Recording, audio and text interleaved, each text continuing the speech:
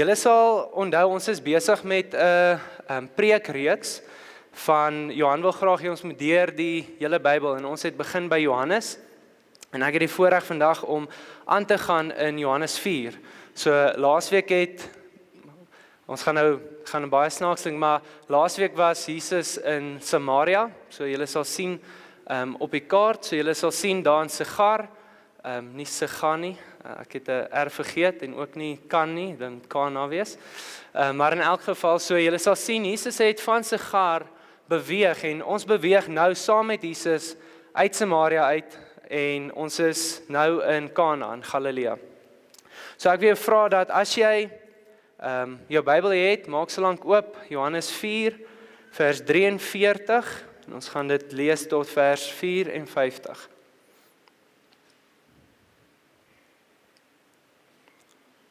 En ek hoop jy is opgewonde vir die woord vanoggend. Ek sien al seker maklik 2-3 weke wat ek uitsien vir hierdie woord, want dis iets wat die Here met my kom werk het. Ek deel in die week met Dominique, toe sê ek vir hom, dit is my opmerkend hoe wanneer mens 'n woord moet voorberei, wanneer mens iets met iemand moet deel, dan kom werk die Here heel eerste in jou eie hart. En hy kom spreek jou hart heel eerste aan. En die woord wat ons nou gaan behandel, wil ek vir julle sê, het my hart ontsettend baie aangespreek hierdie laaste paar weke. So ek wil jou vra, hê 'n groot verwagting. Die Here is hierso en hy wil met ons sy woord kom deel. Hierdie is nie my woord nie, maar dit is God se woord. En ek bid dat dit ons harte vanoggend sal sny. So ek gaan vir ons begin lees in Johannes 4 vers 43. So ons gaan die gedeelte deurlees en dan gaan ons dit opbreek. En na die 2 dae het hy daarvandaan weggegaan en na Galilea vertrek. Want Jesus self het getuig dat 'n profeet in sy eie vaderland geen eer ontvang nie. Toe hy dan in Galilea kom, het die Galileërs hom ontvang, omdat hulle alles gesien het wat hy in Jerusalem op die fees gedoen het. Want hulle het ook na die fees gegaan. Jesus het dan weer gekom te Kana in Galilea, waar hy die water wyn gemaak het. En daar was 'n sekere koninklike beampte, wie se seun in Kapernaum siek was. Toe hy hoor dat Jesus uit Judea in Galilea gekom het, gaan hy na hom en vra hom om af te kom en sy seun gesond te maak. Want hy het op sterwe gelê. Jesus sê toe vir hom, as julle nie tekens en wonders sien nie, sal julle nooit glo nie. Die koninklike beampte sê vir hom, Here, kom af, voordat my kind sterwe. Jesus antwoord hom, gaan, jou seun lewe. En die man het die woord geglo wat Jesus vir hom gesê het, en hy het gegaan. En toe hy op pad was, huis toe, kom sy diensknegte hom tegemoet, en bring die berig en sê, u kind lewe. Hy verneem toe van hulle die uur waarop hy beter geword het. En hulle sê vir hom, gister, die 7de uur, het die koors hom verlaat. Die vader merk toe, dat dit daardie uur was, waarop Jesus vir hom gesê het, jou seun lewe. En hy het self geglo en sy hele huis. Hierdie tweede teken weer, het Jesus gedoen, toe hy in Judea, in Galilea gekom het. So dit is 'n heftige stukkie, maar ons gaan vanoggend dit oopbreek en dan kyk ons regtig wat die Here vir ons vanoggend wil sê. So ons gaan begin in vers 46 en 47. Jesus het dan weer gekom te Kana in Galilea, waar hy die water wyn gemaak het. So julle sal onthou, so 'n paar weke terug het Johan bedien oor Jesus wat in Kana was, by die troue, waar hy water en wyn gemaak het. En daar was 'n sekere koninklike beampte, wie se seun in Kapernaum siek was. Toe hy hoor dat Jesus uit Judea in Galilea gekom het, gaan hy na hom en vra hom om af te kom en sy seun gesond te maak, want hy het op sterwe gelê. So wat baie belangrik is vir ons vanoggend om te besef, is dat hierdie koninklike beampte was 'n Romeinse man. Hy was nie 'n Jood nie. Dit was 'n Romeinse beampte gewees. So as ons kyk na die konteks van daai tyd, was die Romeine het die Jode onder hulle duim gehad. Hulle het mag gehad oor hulle. Maar wat ek sien in hierdie gedeelte, is dat die Romeinse beampte het toegang gehad tot alle medies, dokters, oor hulle hierdie mag gehad het hulle toegang gehad tot dit. Maar ek sien ook desperaatheid. Ek sien dat hierdie koninklike beampte, wat nie eers 'n Jood is nie, is so desperaat vir sy seun om genees te word, dat hy sê ek sal 32 km stap. Dis hoe ver hy gestap het. 32 km stap na hierdie Jesus toe, want ek het gehoor wat hy doen. Ek het gehoor dat hy genees. En dan dink ek, hoeveel van ons vanoggend is dit moeilik geweest om 10 minute gou te ry? Hoeveel van ons is dit soms moeilik om 5 minute af te knyp per dag en te bid en sê, Here, ek nader tot U, want ek het gehoor. Here, ek nader tot U, want ek weet wie U is. Soos ons in hierdie ingaan, en soos wat ons aangaan, dis baie belangrik vir ons om te besef, dat hierdie man het gestap. Hy het ver gestap, want hy was desperaat. Desperaat vir 'n man wie hy nie eens ken nie, om 'n verskil in sy lewe te maak. So as ons aangaan in vers 48, Jesus sê toe vir hom, as julle nie tekens en wonders sien nie, sal julle nooit glo nie. En ek wil vanoggend vir ons 'n vraag vra. Hoeveel keer doen ons nie dieselfde nie? Hoeveel keer doen ons nie dieselfde, dat hierdie skrif oor ons waar is? Dat as jy nie 'n teken of 'n wonderwerk sien nie, dan glo jy nie. Hoeveel keer gee ons nie op oor die woord wat God vir ons gegee het, waar ons ongeduldig is? Hoeveel keer kom ons op 'n plek waar ons sê, maar Jesus, Here, ek sien dit nog nie. Here, ek sien nog nie hierdie wonderwerk waarvan U praat nie. So ek gee op. Of Here, ek maak my eie plan. Ek het nou gebid, U wou my nie help nie, so ek maak my eie plan. En ek wil julle vat na Abraham. En almal van ons ken hierdie gedeelte waar, in Genesis 15, waar Abraham met God praat en hy sê, Here, ek het nie eers 'n nageslag nie. Wat gaan U vir my gee? En God sê vir Abraham, moenie vrees nie, ek gaan vir jou 'n nageslag gee. Ek sal vir jou 'n seun gee.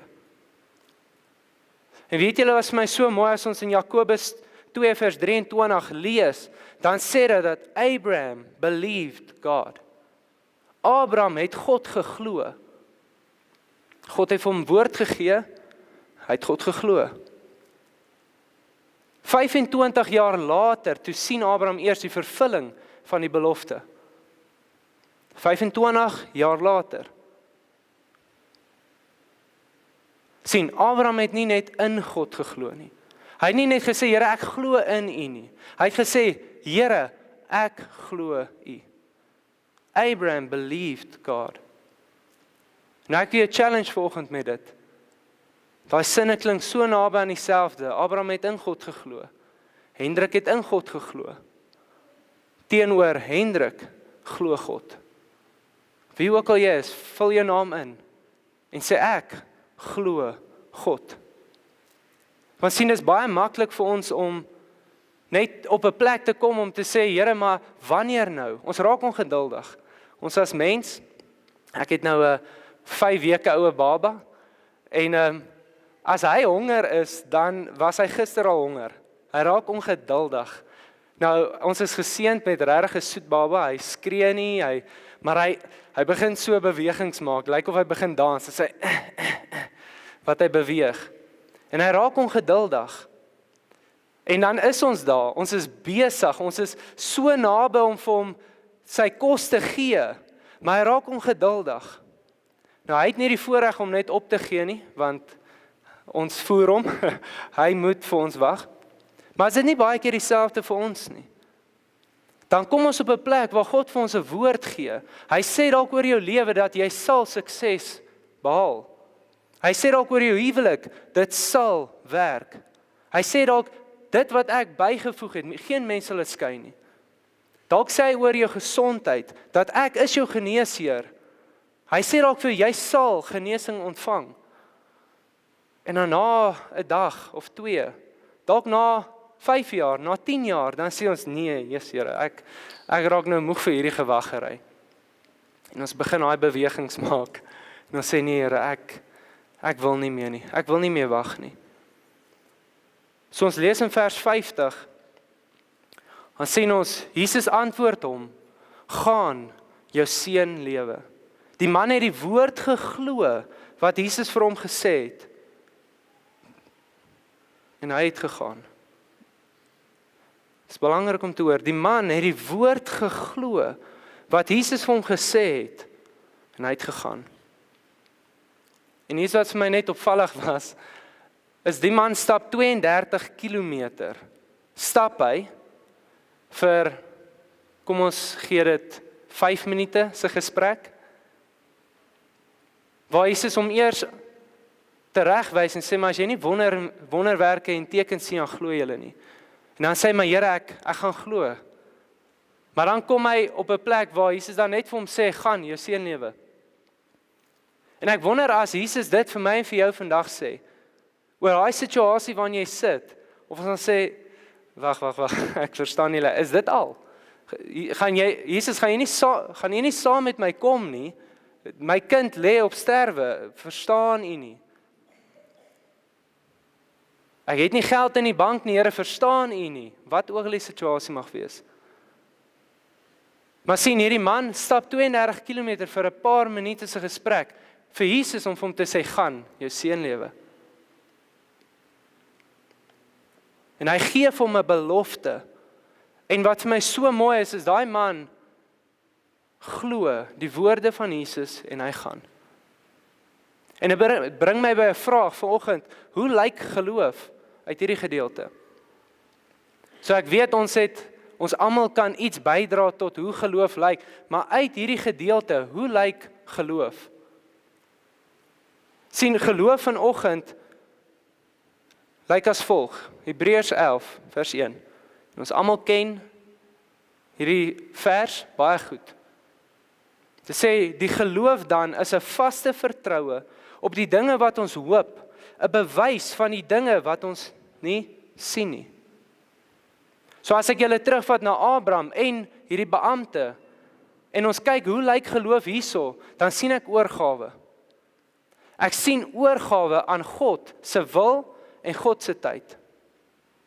Sien vir Abraham was die belofte gemaak, jy sal 'n seun ontvang. En hy het gesê, dis reg, Here, ek glo u. Ek glo u. Maar Abraham moes oorgee aan sy eie planne, of oorgee aan God, dat hy nie meer sy eie planne gaan probeer bewerkstellig nie. As jy onthou met Ismael, hy het dit probeer. Dis nie wat God wou gehad het nie. Maar dan kom hy op 'n plek waar hy sê, Here, ek glo u, en oor ek u glo, gee ek oor. Ek gee my wil, ek gee my begeertes, gee ek oor, u weet beste. En ons sien 25 jaar later, toe word daai belofte wat God gemaak het, waar. Toe word die woord wat God oor sy lewe gespreek het, word waar. As ons kyk na hierdie beampte, dan sien ons, hy het oorgegee aan wie God is. Hy het oorgegee aan wie Jesus is. Hy kon maklik sê, maar Here, jy verstaan nie. Jy moet afkom na my, jy moet saam met my kom. Maar hy sê, dis reg. Ek sal huis toe gaan. Ek gaan glo. Ek wil julle vanoggend 'n punt vasmaak. En as jy met hierdie wegstap vanoggend, sal dit goed wees. Dat wanneer God iets sê, dan sal dit so wees. En ek wil jou vanoggend vra, maak daai in jou hart vas. Dat wanneer God iets sê, wanneer hy 'n belofte oor jou lewe maak, dan sal dit so wees. En as jy twyfel, ek lees vir julle Jesaja 55, vers 10 tot 11. Want soos die reën en die sneeu van die hemel neerdal, en daarin nie terugkeer nie, maar die aarde deurvogtig, en maak dat dit voortbring en uitspruit, en saad gee aan die saaier, en brood aan die eter, so sal my woord wees, so sal my woord wees, wat uit my mond uitgaan, dit sal nie leeg na my terugkeer nie, maar doen wat my behaag, en voorspoedig wees in alles waartoe ek dit stuur. Dit sal doen wat ek sê. Dit sal my nie leeg terugkeer nie. En as ons na Abraham se lewe kyk, dan sien ons dat God se woord het nie leeg teruggekeer nie. God se woord oor hierdie beampte, wat ons nou gaan lees, het nie leeg teruggekeer nie. So ek wil vanoggend vra, daar waar jy sit, om 'n geleentheid te vat en te dink. Skryf neer, maak 'n nota. En soos wat ek vir ons gaan bid, wil ek jou vra, skryf neer, dink en vra die Here, Here, wat se beloftes het U al oor my lewe gemaak? Skryf dit neer. Want sien wat baie keer gebeur is, die Here sê dit nou vir ons en ons is vuur en vlam. Maar dan vergeet ons. Abraham moes 25 jaar wag. Hierdie beampte moes 32 km terugstap. Hy moes terugstap met die woorde, gaan, jou seun lewe. Ek wil vanoggend vra, wat het die Here vir jou gesê? Wat se beloftes het die Here vir jou gemaak, wat jy dalk vergeet het? Skryf dit neer. So ek gaan vir ons bid. En ek wil hê jy moet jou oë sluit, en regtig rustig raak en vra, Here, wat is dit, wat U oor my lewe gespreek het? Dalk is dit 'n vers, wat die Here oor jou lewe gespreek het. Dalk die dag toe jy tot redding kom, toe het die Here vir jou 'n opdrag gegee, 'n belofte. Maar jy het half ongeduldig geraak, want die wagtydperk het lank geraak. So Vader, dankie Here, dat ons die voorreg het, Here, om na U toe te kan kom. Here, U weet wat U oor ons lewens gespreek het. Here, U weet wat die beloftes is. So Vader, vandag bid ek, Here, mag U ons kom help. Here, kom herinner ons. Kom herinner ons, Here, sodat ons nie vergeet nie. Sodat ons nie ons rug draai en sê, maar God gaan teen sy woord. Here, kom herinner ons vandag. Vader, ek bid, Heilige Gees, kom herinner elkeen van ons.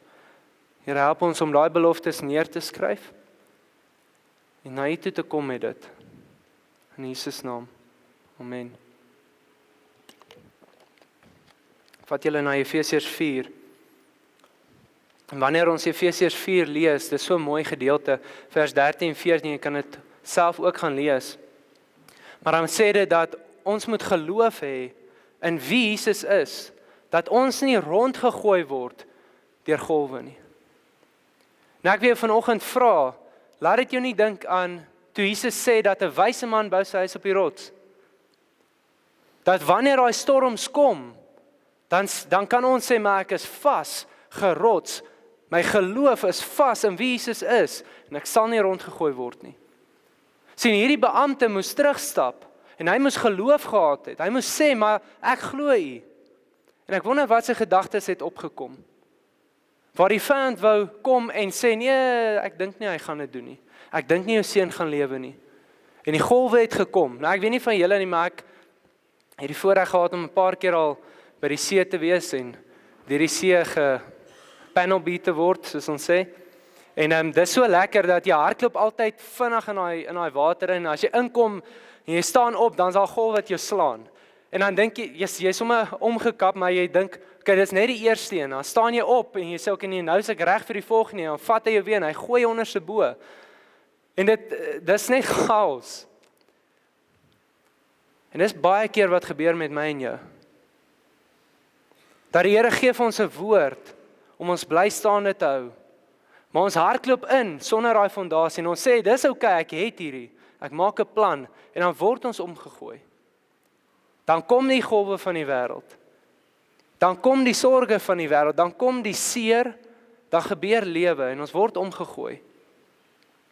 Maar ek wil vir vanoggend sê, daar is hoop. Die Here se genade is genoeg vir my en vir jou. Hy sê ophelp. Weet julle wat so mooi dat vandag mag ek dalk struikel. Ek mag dalk vandag nie geloof hê in 'n sekere aspek, in 'n sekere area in my lewe nie. Maar wanneer ek na God toe gaan, is hy goed en getrou om te sê, my seun, ek help jou op. Hy is goed en getrou. dieselfde vir elke woord wat hy oor jou lewe gespreek het. Ek wil met julle deel, 8 jaar terug, het die Here 'n woord in my lewe geplaas, 'n belofte aan my gemaak. En ek staan vandag hier en daai belofte het nog nie tot vervulling gekom nie. Maar ek glo God.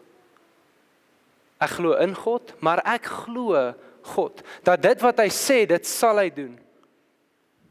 Dit wat sy beloftes is, dit sal gebeur, want hy is God. Hy sit op die troon, hy regeer, hy het die krag tot hierdie. En ek wil jou vanoggend vra, dit wat jy neergeskryf het, wil jy nie God sal my glo nie? Wil jy nie jou geloof saam my ingooi en sê, Vader, ek glo U. Here, ek glo U, want U het dit gespreek en U woord sal U nie leeg terugkeer nie. Sien, is vir ons maklik om te vergeet. Maar ek wil jou vanoggend herinner aan wie God is. Hy's 'n pa. Hy's 'n pa wat sal doen wat dit nodig is om gedoen te word, sodat ek en jy lewe mag hê, sodat dit goed gaan met ons, sodat ons voorspoedig sal wees. Hy's 'n pa wat jou intiem ken. Hy's 'n God wat weet wat jou diepste begeertes is, maar ook jou grootste vrese. Hy het jou geskape, hy ken jou. Ons lees verder, vers 51, 52 en 53. En toe hy al pad was huis toe, kom sy diensknegte hom tegemoet en bring die berig, die good report. Hulle bring vir hom daai goeie nuus en sê, U kind lewe. Hy verneem toe van hulle die uur waarop hy beter geword het. En hulle sê vir hom, gister, die 7de uur, het die koors hom verlaat. Vers 53, die Vader merk toe, dat dit daardie uur was waarop Jesus vir hom gesê het, jou seun lewe. En hy het self geglo en sy hele huis. Sien wat ons hier sien is, hierdie man het gaan getuig. Dit kom maklik vir hom wees om te sê, o, dis great, ek is bly my seun lewe. Maar hy vra maar, wat se uur was dit? Want hy onthou nog. Hy onthou gister die 7de uur, was dit die uur gewees waar Jesus hom gesê het, gaan jou seun lewe. En dis hoekom ek sê, dis so belangrik vir ons om dit neer te skryf, dat ons nie vergeet nie, want dit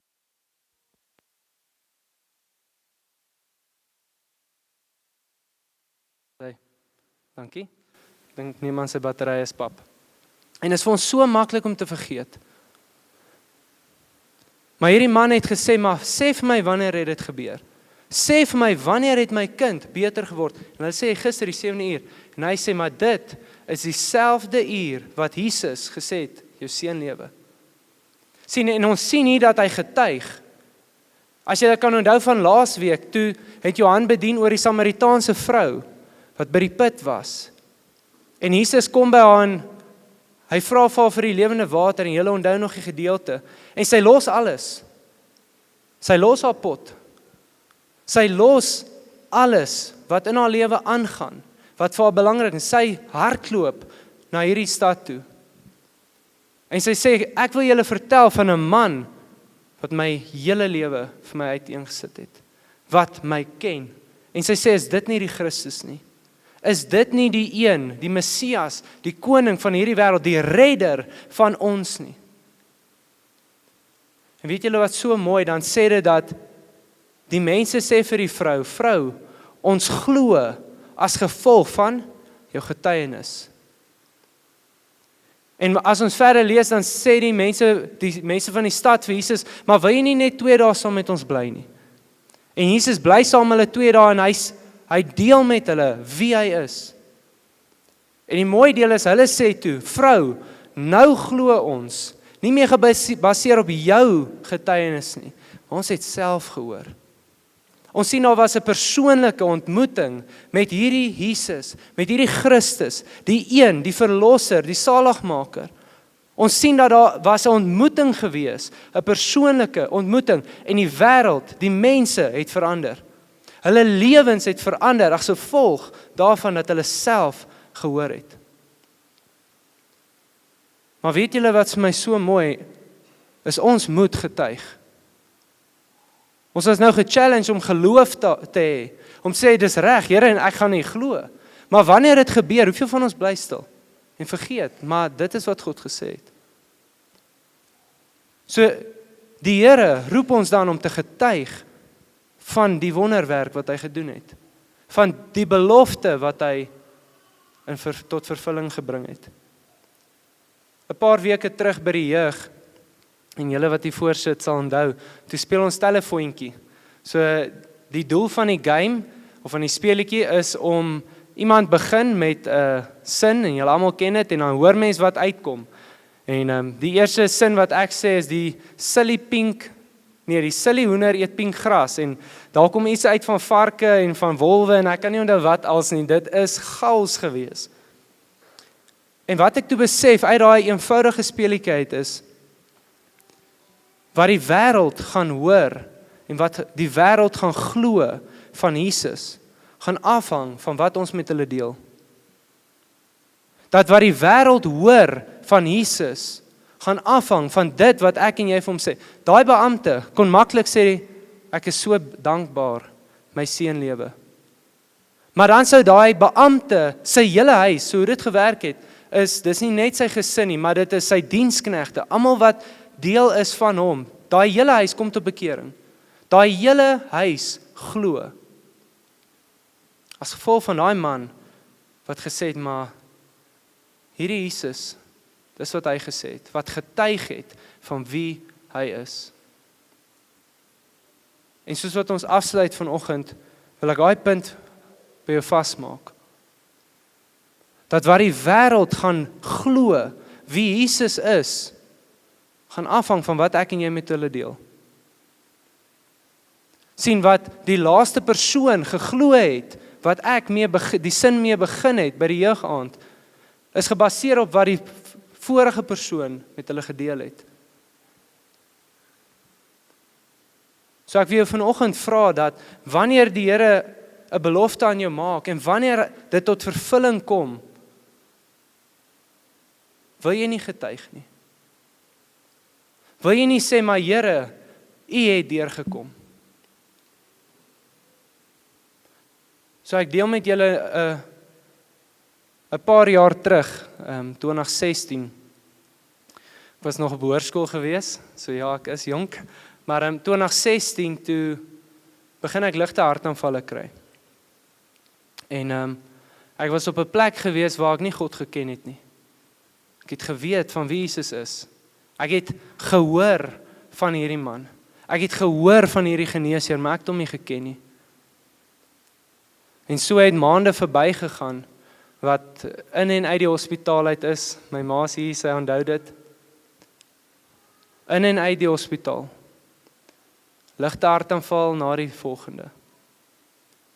Tot op 'n dag waar ek in die kar sit en ek bid en ek sê, Here, as U my regtig liefhet, soos wat al hierdie mense vir my sê. Here, as U waarlik die geneesheer is, wat almal vir my sê U is. Here, ek wil dit sien, ek wil dit self beleef. I want to taste and see that the Lord is good. Dat is 'n belofte wat God maak in die skrif. Hy is die geneesheer. Maar Here, dan wil ek dit sien. Here, ek gaan dit vandag glo, maar ek wil dit sien, Here. En daai dag stap ek by die dokter in en in die gebed sê ek, Here, maar wys my net 'n teken. En ek vra, Here, as dit U wil is, laat daai dokter vir my sê, seun, ek weet nie hoekom jy hier nie, jy is nie meer siek nie. En ek sê, Here, ek gee my hele lewe. Sien, ons probeer baie keer bargain met die Here. Here, as U hierdie doen, dan sal ek hierdie doen. En ek was onkundig geweest, maar die Here was goed en getrou en hy het deurgekom. En ek stap daai dag in daai dokter se spreekkamer in. En hy doen toetse en na die toetse sit hy en hy frons en my ma dink obviously ek het nog net 2 dae oor om te lewe. En ek sê vir hom, maar dokter, wat is dit? Wat is die resultaat? En hy sê vir my, seun, ek weet nie kom sy hier nie. Jy is nie meer siek nie. En die Here sê vir my daai woorde wat ek hier gebid het. My binnekamer. En hy sê vir my, jy sal genees wees. So as iemand vandag vir my iets vra van Jesus, wat hulle uit my mond uit sal hoor, is hy is die geneesheer. Hoekom? Want ek het gesien, I have tasted and I have seen that the Lord is good. En ek wil jou vanoggend aanmoedig. Ek wil jou vra, moet nie opgee op die pad nie. Moet nie in hierdie 25 jaar periode sê, Here, u woord is genullified, dit is nie meer tot toepassing in my lewe nie. Moet nie in hierdie 32 kilometer stap en sê, ek sien dit nog nie, so ek gaan dit nie meer glo nie.